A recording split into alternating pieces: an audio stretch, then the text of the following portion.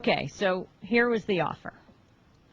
I will give $10,000 to the PLO in your name if you can find a historical fact in my book that you can prove to be false. I issue that challenge. I issue it to you. I issue it to the Palestinian Authority. I issue it to Noam Chomsky. I issue it to Edward Said. Every word in my book is accurate, and you can't just simply say it's false without documenting it. Tell me one thing in the book now that is false.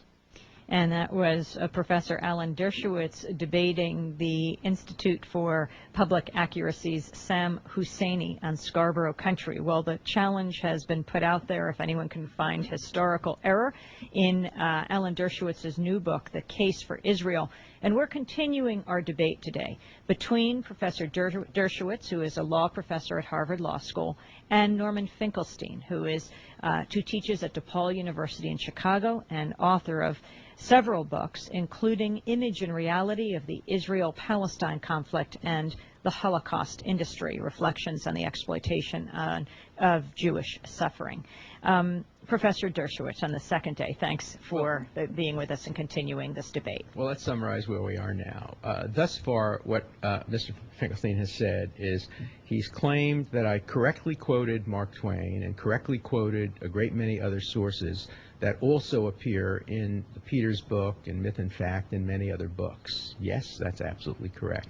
Second, he has found a possible typographical error in numbers that would, if it was an error, hurt my cause considerably. Now, whenever you argue that somebody makes an error, you always argue, and the errors always help your cause. When somebody makes an error that hurts his cause, when the true figures would have been 200,000 or 300,000, and if I had said 2 or 3 million, that would be a very serious charge. But reducing it by 100-fold, obviously, is either a typographical error which hurts my cause, or, and we're going to check the book, I was referring to a narrower time period.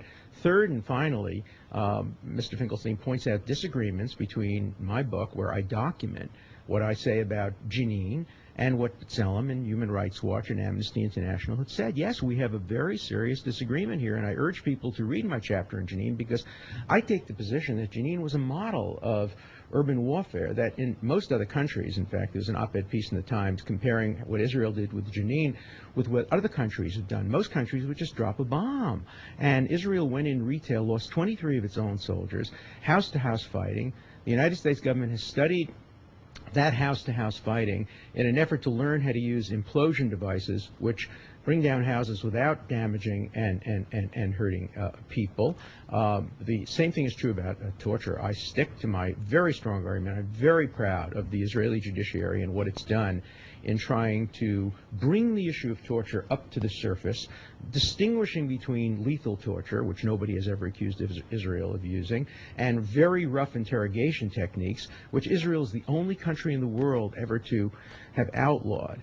And so I want to get to the last point that I really make major important point in the media, and that is, it's a central point in my book, that you hear all the time that Israel has killed as many as 2,500 Palestinians in the recent 3 years, and only about 900 Israelis have been killed. And that contrast is starkly made. And one of the major contributions I think I make in my book is to deconstruct those numbers and to point out that of the 2,500 Palestinians who have been killed, that includes the suicide bombers themselves, that includes collaborators who have been killed by other Palestinians, that includes people who have been blown up when bomb factories explode. It even includes people when Hamas has funerals and they shoot the guns up in the air, forgetting about Newton's law that the bullets will come down, the occasional person who's injured or killed there.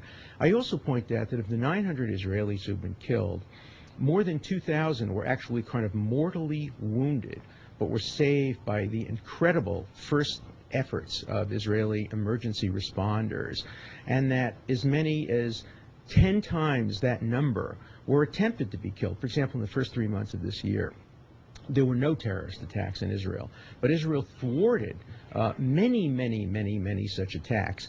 And when you do the comparisons, therefore, you have to compare, first of all, intended killings, targeted killings of civilians, with the incidental killings. Second of all, the numbers of civilians killed, many more Israeli civilians have been killed than Palestinian civilians. As my feminist colleague Phyllis Chesler, who's written a very good book called The New Anti-Semitism, has pointed out, many feminist groups have not noticed the fact that many more women have been killed, Israeli women than Palestinian women. Many more Israeli children have been killed. So it's crucially important when you look at gross figures, like the number of people killed, you don't just create one for one. When the FBI was fighting the Ku Klux Klan, we didn't expect the same number of Klan people to be killed. More terrorists are going to be killed, especially when terrorists quite deliberately hide among the civilian population, therefore telling essentially the Israelis, look, either you have to give a pass to the terrorists, don't go after them, or you have to risk killing civilians. One of the theses of my books is that every time a civilian is killed, the Palestinian movement benefits, whether it's a civilian on the Palestinian side or an Israeli civilian. And every time a civilian is killed, the Israeli side is hurt, because Israel suffers terribly when its own civilians are killed, but it also suffers terribly when it kills civilians. And as Golda Meir once said, we can perhaps forgive them for killing our children, but we can never forgive them for making us kill their children. And it's this kind of moral incompatibility between directly targeting civilians on the one hand, which is what Palestinian terrorist groups do, and what Israel and the United States does. Okay. That is trying desperately to kill the combatants, and in the course of that killing civilians, that Mr. Finkelstein completely ignores. And in his trivia of looking at trees and typos and the use of quotes that are multiple uses by many people, he fails to see the forest. And I'd like to get to the forest and talk about the morality on both sides of this issue. Professor Norman Finkelstein. I, too, want to get to the forest, especially when the forest is comprised of fraudulent trees, and the whole forest is a fake. Let's look at your book. You summarized the discussion so far as you cite one quote from Mark Twain, and Joan Peters cited one quote from Mark Twain. The quotes are correct, and what's the big issue? They are correct, right? Mr. Dershowitz, I gave you the time. Please show a little respect. Mm-hmm. In Chapter 1, footnote 10 from Joan Peters, footnote 11, footnote 12, footnote 13, footnote 14, footnote 15, footnote 16. All of the sources, you don't cite Joan Peters, even though all the quotes come right from her. They come from you multiple cite her, sources. no, sir. I cite the sources. That's right. what you do. No, you cite the source directly. We call that's what you always do. Sir, Professor Mr. Dershowitz, you Dershowitz, have to let me speak. But that's everybody. Mr. Dershowitz, everybody who gets expelled from a university for lifting sources, that's what they do. They get expelled. No. That's the question of the sources. Now, on the question the of, sources are all correct, let's go, right? Mr. Dershowitz, you have, Mr. Dershowitz says, no, Mr. Dershowitz, you know what, Professor Dershowitz, I think that Norman Finkelstein is making. I want to answer that question. Okay. Mr. Dershowitz, the Joan Peters book was a hoax.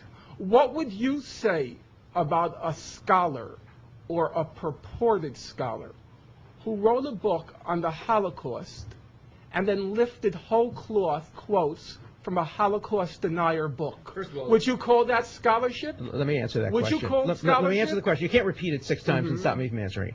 The Joan Peters book was not a hoax. The Joan Peters book was a serious attempt at serious scholarship, which Norman Finkelstein has Find me one scholar who says that. Has built a fraudulent career on trying to expose. It got excellent reviews in the New Republic. It got excellent reviews in a number of places. Joan Peters' book is a serious piece of scholarly work whose conclusions are disputed. Now, the fact nobody has ever claimed, not even Mr. Finkelstein, that she misquotes Mark Twain or misquotes Lloyd this or misquotes that. So of course it's perfectly appropriate to use her. She did a lot of research, and everybody has used some of her quotes. The quotes are appropriately used. You've missed the point. This whole debate can end in 1 minute. It's very simple. Would you say your book is as serious a piece of scholarship as Joan Peters is? My book is very different. My book is Would you say it's of equal seriousness? Well, let me make my point. Let me answer it. My book makes the case for Israel. That is, it tries to present responses to the arguments that are being made today on college campuses. It purports to be a resource guide for open-minded students on college campuses and people around the country who can turn to it, and when they hear professors or Norman Finkelstein or Noam Chomsky make allegations that Israel is a colonialist society, that it kills more Palestinians, that they